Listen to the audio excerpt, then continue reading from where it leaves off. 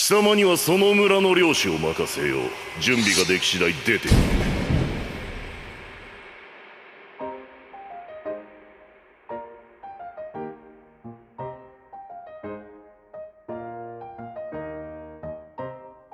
Lah, seru ternyata. Walau jujur, gue pribadi lebih suka pace yang slownya sih di anime ini, yang tenang dari awal hingga klimaksnya. Tapi pas bagian titik klimaksnya dan hingga anti klimaksnya malah gue kurang suka. Karena kerasa terlalu buru-buru saat perang terakhirnya di episode-episode terakhir, jadi nggak dapet tegangnya. Tapi ya tetap seru. Memang anime-anime klise ginilah yang menyenangkan, nggak perlu beban pas nontonnya, tapi bisa dinikmati. Dan anime yang gua maksud ini adalah Okiraku Ryoshu no Tanoshi Ryochi Boy Seikansei Majutsu Denamo Naki Murawo Saikyo no Josai Toshini. Panjang banget ya. Tipikal anime sampah katanya kalau judulnya kepanjangan kayak gini. Tapi ya itu kata orang lain lah. Kalau gua sendiri suka menikmati sampah ini karena mungkin ini sampah yang sudah didaur ulang kali. Ngomongin soal cerita, kalau ceritanya anime ini tuh nggak bahas karakter yang jadi kepala desa, tapi enggak harem sama berbagai ras yang numpang di desa itu. Kayaknya sih enggak mirip sama yang sebelah ya, yang kepala desanya di anime yang itu tuh mengharem gitu. Dari kelihatannya Van bakal setia banget sih sama si Arte ya.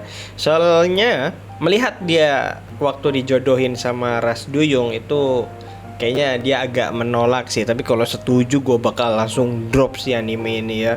Karena malas banget gue kalau ketemu kepala desa yang mengharem lulu ya. Tapi di luar itu kayaknya cerita ini masih bisa diperkembangkan lagi luas banget. Soalnya masih banyak kerajaan atau daerah-daerah yang bisa dieksplor. Bahkan dungeonnya pun masih belum ditelusuri loh. Jadi gue agak penasaran aja karena dunianya menarik. Dan yang gue suka lagi dari ceritanya adalah NPC-NPC-nya itu bisa mendapatkan beberapa spotlight yang punya subplotnya sendiri lah gitu. Kayak si itu ketemu si itu jadi suka, si itu sama si itu gitu-gitu. Itu menarik sih bagi gue ya. Karena kalau gue ngomongin jelas nanti spoiler ya. Jadi si itu aja ya, kalian tonton sendirilah.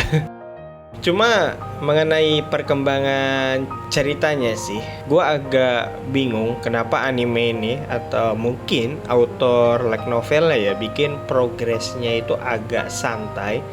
Padahal kalau gue yang jadi fan ya, yang bisa membuat semua benda dan punya ingatan dari dunia yang modern, dunia sebelum dia masuk isekai, gue pasti bakal langsung buat nuklir sih buat nyerang kerajaan lainnya. Bukan malah cuman pakai balista, shuriken, dan ketapel dan lain-lainnya itu. Mungkin ya itu kali perkembangannya memang sengaja dilambat-lambatin gitu.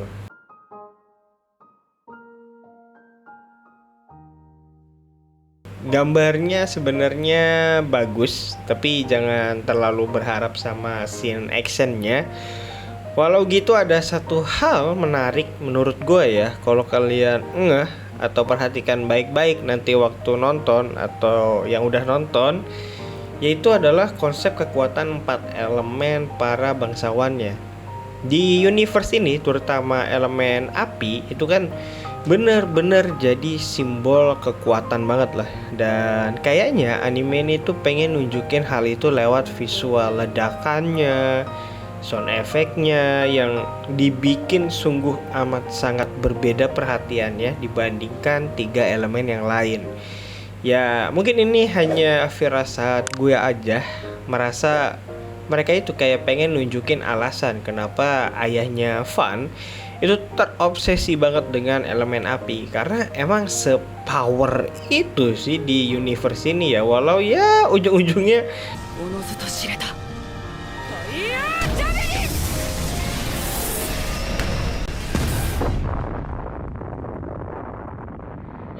Kekuatan itu tetap kalah sama plot armor sih. Kekuatannya si MC ya.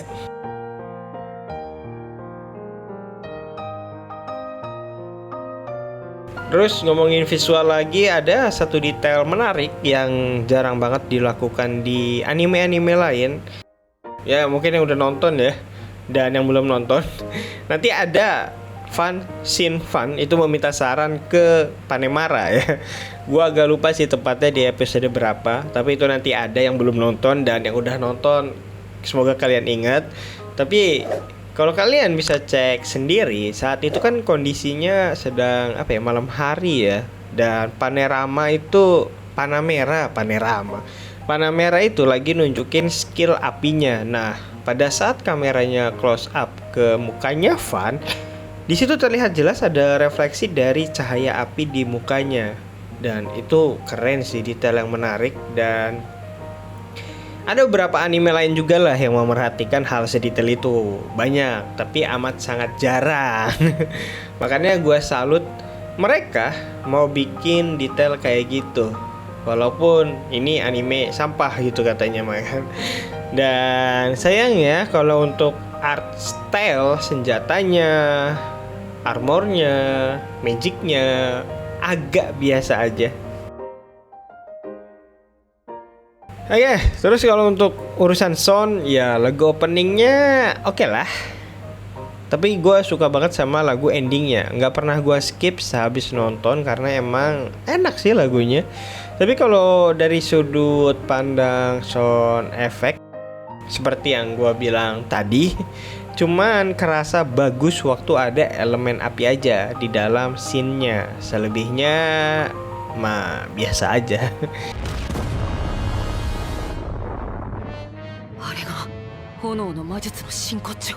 Ya, kesimpulannya bisa dibilang anime ini biasa dan klise, tapi tetap seru buat ditonton walau di akhir-akhir episodenya agak kurang menarik bagi gua ya. Jadi kalau kalian penasaran silahkan langsung ditonton aja. Gua pribadi masukin anime ini ke dalam planet A gua. Jadinya ya cukup gua rekomendasikan. Tapi catatannya ya, kalau kalian tujuannya pengen menghabiskan waktu buat nonton anime yang kualitasnya bagus banget, kalian bisa skip anime ini ya.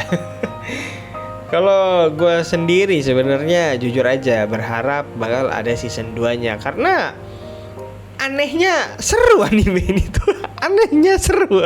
Dan semoga aja nggak turun ya kualitas animenya kalau ada season 2-nya, karena di episode 10 sampai 12 kemarin yang seharusnya jadi adegan war kerajaan yang epic malah kesannya biasa aja.